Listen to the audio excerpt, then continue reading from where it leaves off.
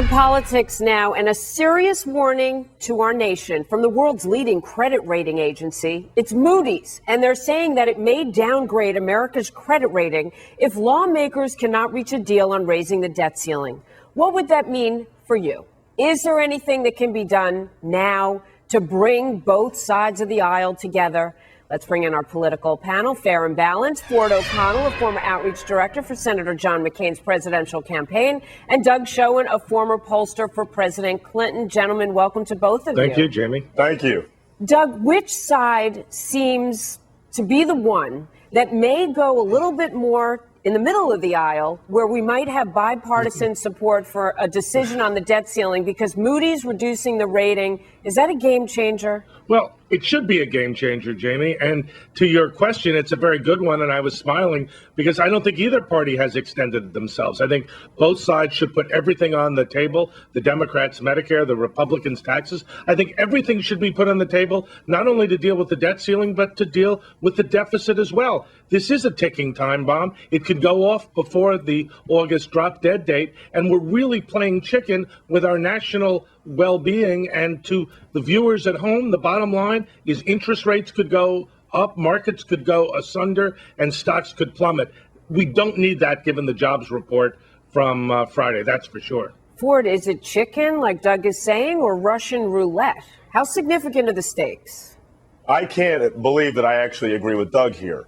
The biggest issue is that Moody's warning should be a wake-up call to both parties. This is no longer about principle. This is about fiscal reality. With that said, though, we cannot have the U.S. credit rating lowered because the bottom line is too precious to our nation or the world markets. That said, House Republicans under no circumstances should vote to raise the debt ceiling without getting a deficit reduction program that includes tax cuts and entitlement reform. Additionally, we cannot talk about raising corporate and individual tax rates, okay, until we've actually gotten spending cuts and entitlement reform.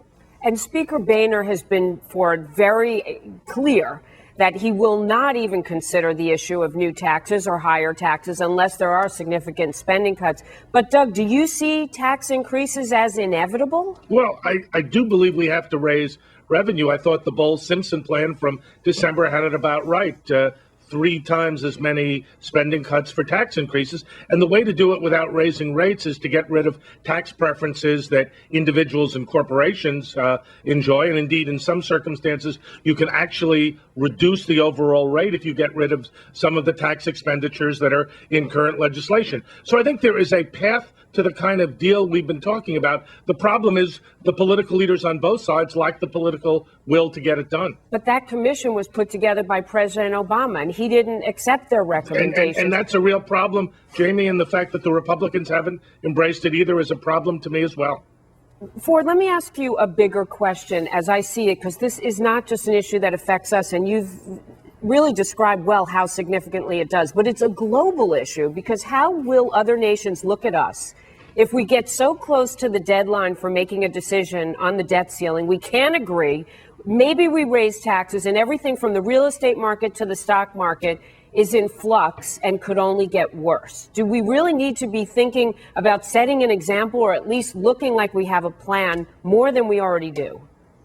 Absolutely. There is a little bit of political theater here, but we have to recognize that the world's watching. We cannot have the dollar not be the top currency in the world. And the best way to do that is to actually raise the credit ceiling, the debt ceiling. With that said, though, again, we're going to have to come up with a deficit reduction plan, because part of Moody's warning is not just that we have to raise the debt ceiling, but also that we actually have to show a deficit reduction program in place, because the world is losing confidence in the U.S., and we can't have that. We are the greatest country in the world, and we should be leading the world in the financial markets. God bless America. Mm-hmm. And people are losing confidence, too, because they're not spending. Doug, let me ask you this. You're the Democrat. The point is, if we raise the debt ceiling, how are we going to pay it back anyway?